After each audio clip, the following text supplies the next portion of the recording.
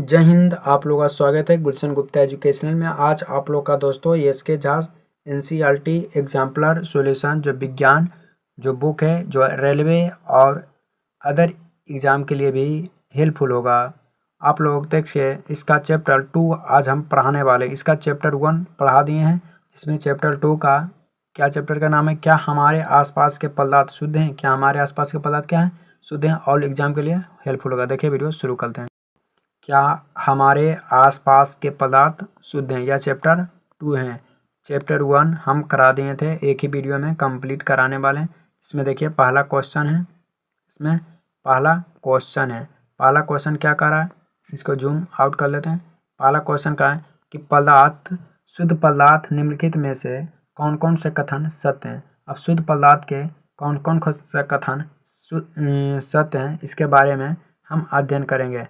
इसमें पहला ऑप्शन दिया हुआ है कि शुद्ध पदार्थ में केवल एक प्रकार के कण होते हैं। यह बात एकदम राइट है दोस्तों। शुद्ध पदार्थ में केवल एक प्रकार के कण होते हैं, यह किसी से मिली जुली नहीं होते हैं। दूसरा नंबर ऑप्शन है शुद्ध पदार्थ के यौगिक तथा अथवा मिश्रण हो सकते हैं। मतलब शुद्ध पदार्थ की यौगिक और मिश्रण हो सकते हैं। यह बात भी सही है, यह दूसरा भी सही है। शुद्ध पदार्थ का संगठन सर्वत्र समान होता है, यह सही नहीं है। सब एक समान हो गए, ये बात सत्य नहीं। निकेल और अतिरिक्त अन्य सभी तत्व द्वारा शुद्ध पदार्थ को शुद्ध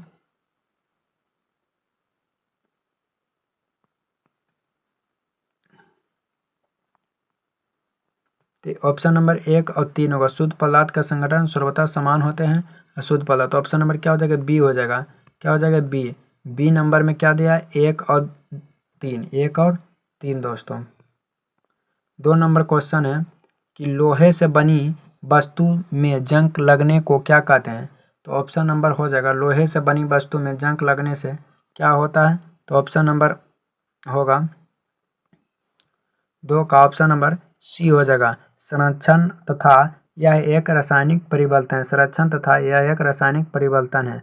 3 नंबर क्वेश्चन सल्फर तथा कार्बन डाइसल्फाइड का एक मिश्रण है। तो 3 का हो जाएगा ऑप्शन नंबर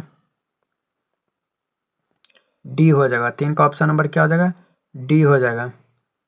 समांगी तथा टिंडल प्रभाव नहीं दर्शाता है। 4 नंबर क्वेश्चन हो जाएगा आयोडीन एक टेक्सचर प्रतिरोधी गुण रखता है। यह विलयन निम्नलिखित में से किसको घोलने पर बनता है।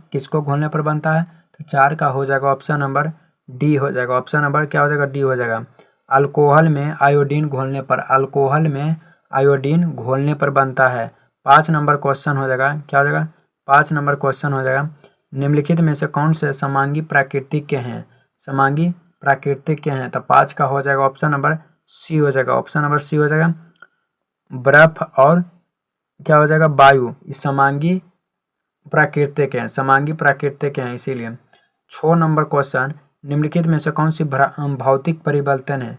तो भौतिक परिवर्तन कौन कौन है। तो 6 का हो जाएगा ऑप्शन नंबर सी हो जाएगा, 1, 3 और 4। क्यों, लोहे धातु का पिघलना क्या होता है, भौतिक परिवर्तन है। एक लोहे छड़ को क्या है, मोड़ना, यह भी भौतिक परिवर्तन है। एक धातु का तार खींचकर बनाना, यह भी क्या है, भौतिक परिवर्तन है। 7 नंबर क्वेश्चन निम्नलिखित में से कौन सा रासायनिक परिवर्तन है। तो 7 का हो जाएगा ऑप्शन नंबर ए, लकड़ी का क्षारण हो जाएगा। ऑप्शन नंबर ए हो जाएगा, लकड़ी का क्षारण भी हो जाएगा। दूसरा हो जाएगा लकड़ी का दहन। यह दोनों रासायनिक परिवर्तन है, 8 नंबर क्वेश्चन हो जाएगा निम्नलिखित अभिक्रियाओं के अनुसार 2 पदार्थ ए तथा बी अभिक्रिया करके तृतीय पदार्थ ए, बी बनाते हैं। क्या हो जाएगा, 8 का हो जाएगा ऑप्शन नंबर क्या हो जाएगा, सी हो जाएगा। ऑप्शन नंबर क्या होगा, सी हो जाएगा। इस प्रकार का बना उत्पाद यौगिक के रूप में वर्गीकृत नहीं किया जा सकता है।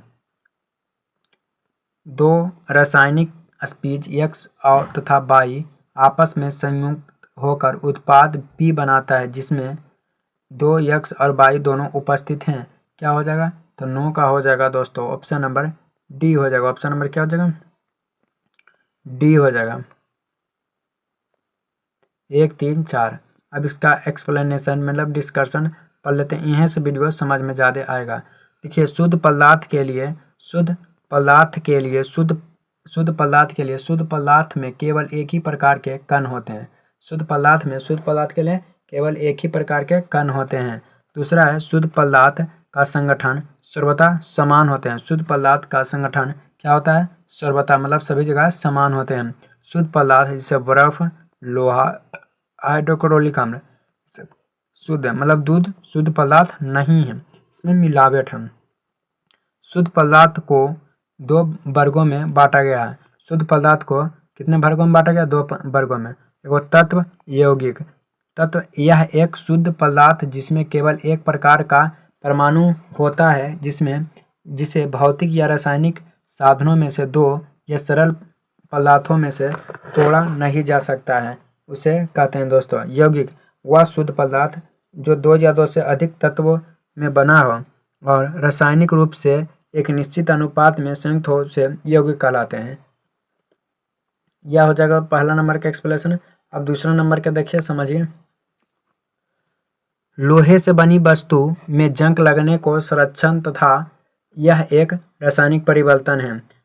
लोहे में जितना भी वस्तु जंग लगता है वह संरक्षण के कारण होता है। लोहे में जंग लगने के दौरान लोहे पर लाल भूरा पाउडर द्वारा लेपित किया होता है। जंग मूल रूप से आयरन ऑक्साइड के कारण होता है। जंग मूल रूप से आयरन ऑक्साइड के कारण लगता है। जंग लगने के दौरान लोहा और ऑक्सीजन पानी या हवा के नमी की उपस्थिति में प्रतिक्रिया करती है। गैल्वेनीकरण में जस्ता का एक परत को लोहे से लेपित किया जाता है। लोहे पर जंग लगने से एक विद्युतीय रासायनिक क्रिया होती है। 3 नंबर क्वेश्चन हो जाएगा। कार्बन डाइसल्फाइड का एक मिश्रण समांगी तथा टिंडल प्रभाव नहीं दर्शाता है, जिसमें C+2S बराबर CH2 मतलब कार्बन डाइसल्फाइड। टिंडल प्रभाव कोलाइडी विलयन को दर्शाता है। कार्बन डाइसल्फाइड एक रंगहीन वाष्पशील यौगिक है।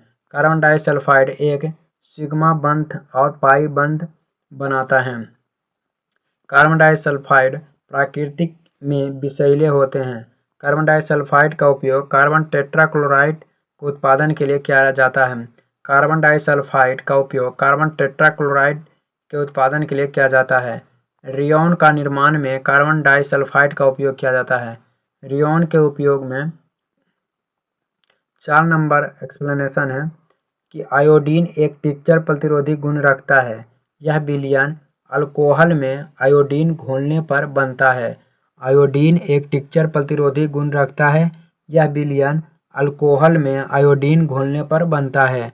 आयोडीन का घोल ताज़ा घावों के लिए एंटीसेप्टिक की तरह कार्य करता है। यह एक मौलिक आयोडीन का एक पतला घोल है। इसमें एसोटीन नहीं होता है।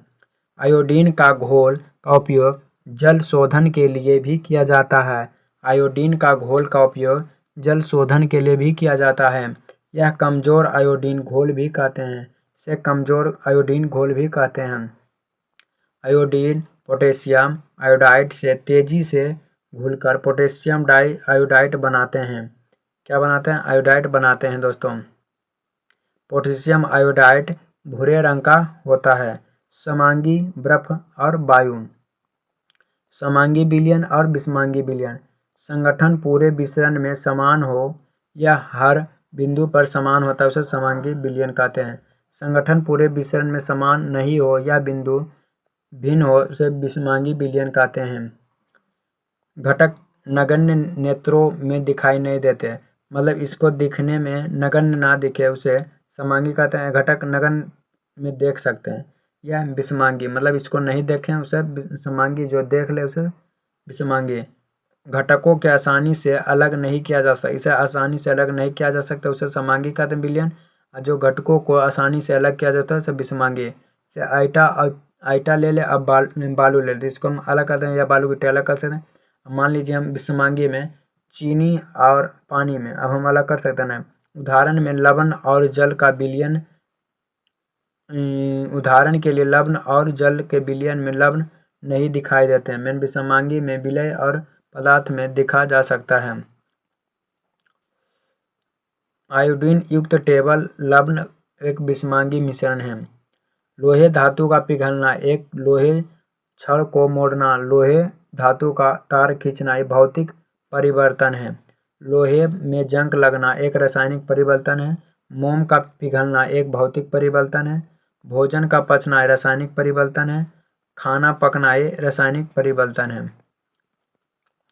7 नंबर, रासायनिक परिवर्तन लकड़ी का क्षरण और लकड़ी का दहन, यह क्या रासायनिक परिवर्तन। लकड़ी का क्षरण और लकड़ी का दहन क्या है रासायनिक। लकड़ी का चीरना, लकड़ी का एक टुकड़ा कील ठोकना ये भौतिक परिवर्तन है। लोहा का चुंबकीय होना, विद्युत बल्ब का ताप दीप्त होना ये भौतिक परिवर्तन है। जल की अवस्था में परिवर्तन भौतिक परिवर्तन है। क्या है भौतिक परिवर्तन को उदाहरण। दूध का फटना, लोहे पर जंग लगना, यह सब क्या है रासायनिक परिवर्तन है। क्या है रासायनिक परिवर्तन है। लोहे पर जंग लगना यह भी रासायनिक परिवर्तन है। रासायनिक परिवर्तन किसे कहते हैं, जब कोई पदार्थ दो या दो से अधिक पदार्थ से अभिक्रिया कर एक नए पदार्थ का निर्माण करता है उसे रासायनिक परिवर्तन कहते हैं। मतलब दो पदार्थ मिलकर एक नए पदार्थ का निर्माण कर देता है उसे रासायनिक पदार्थ कहते हैं, परिवर्तन कहते हैं। भौतिक पदार्थ का वैसा परिवर्तन जिसमें रासायनिक के बाद भी पुनः अपने पहले अवस्था में पदार्थ किया जाता है, मतलब इसमें करने पर भी कोई चेंज नहीं होता, उसे भौतिक परिवर्तन कहते हैं। जैसे दूध है दोस्तों, इसमें दही में तो कुछ नया चेंज होगा कि नहीं, हो गया तो ये दही बन गया, तो ये रासायनिक परिवर्तन। उत्पाद ए टू बी पदार्थ ए तथा बी के गुण प्रदर्शित करते हैं। इस प्रकार के बना उत्पाद यौगिक के रूप में वर्गीकृत नहीं किया जा सकता है। इस प्रकार का बना उत्पाद एक तत्व है। इसे संयोजन अभिक्रिया, जिस अभिक्रिया में दो या दो से अधिक पदार्थ संयोग करके एकल उत्पाद का निर्माण करता है उसे संयोजन अभिक्रिया कहते हैं। मतलब जब दो, मतलब मान लीजिए C+O2 को हम जोड़ेंगे तो CO2 बनेगा, तो संयोजन अभिक्रिया हुआ कि ना। जैसे CaO + H2O, मतलब जोड़ देंगे तो बुझा हुआ चूना, इस संयोजन अभिक्रिया मतलब जुट गया। वियोजन होता अपघटन मतलब तोड़ना, जिस अभिक्रिया में एकल अभिक्रिया टूटकर दो या दो से अधिक उत्पाद प्रदान करता है उसे वियोजन अभिक्रिया कहते हैं।